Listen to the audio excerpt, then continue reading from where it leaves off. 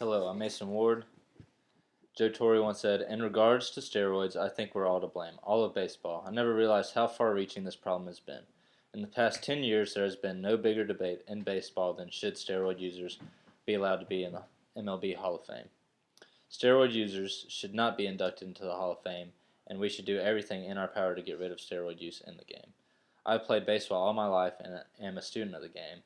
Today I would like to address why steroid use has tainted the game of baseball, why some players have Hall of Fame statistics mainly because of steroids, and additional steps to completely eradicate steroid use in the game and put the steroid era in the past.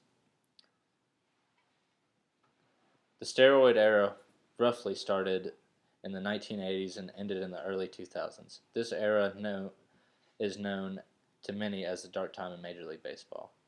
There are guys in the game only because of steroids. They couldn't make it with their natural talent, so they had to enhance themselves. It sucks. This is a quote from a professional pitcher named David Wells, who felt very strongly against steroids. Him and many other players who did not take steroids felt like it was completely unfair that players were taking steroids to get a competitive advantage. For example, Brady Anderson was an average Major League Baseball player that only hit 11 home runs through his first 4 seasons in the majors.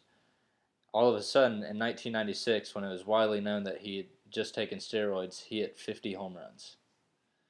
This is a glaring example of someone who transformed his game solely because of steroid use, which shows how powerful steroids can be to your performance. I believe that it is important that players that use steroids should not be inducted to the Hall of Fame. The fact is that the Hall of Fame started to induct, if the Hall of Fame started to induct steroid users, then that would reward cheating. We have to make some radical move to get the attention of everyone. Cheaters can't win, and steroids have put us in a power that says that it's okay to cheat. That is a quote by Lou Brock, a Hall of Famer. Another reason steroid use should not be rewarded is because it sets a bad example for young baseball players. If young players see that a major leaguer can cheat his way to the top and still be awarded the greatest achievement in all sports, then they will think that it's okay to use them. To completely eliminate steroids from the game of baseball, there has to be a stricter standard on how they test to include human growth hormone. Currently, there is an 80-game ban for the first positive drug test for steroids. There has to be harsher penalties for a drug test that tests positive for steroids. I would propose a lifetime ban for the first positive drug test for steroids. Currently, players' pay is prorated for just the 80-game suspension. I would propose stricter financial penalties, such as the player's contract be completely voided. Now that we have addressed the specific testing and the penalties to discourage players from using steroids, we can now address how to handle players on the Hall of Fame ballot who have failed or are highly suspected of steroid use.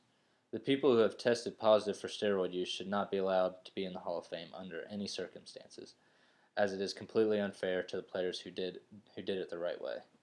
For players who are highly suspected for steroid use but haven't actually failed the drug test, they can be on the ballot, but if chosen, they must have an asterisk next to their name saying that it was highly suspected that they took steroids.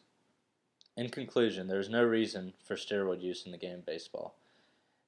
It's way too big of an advantage and is just unfair for all the players that want to play the right way. I think my proposal of a lifetime ban can make a step in the right direction and make baseball clean again.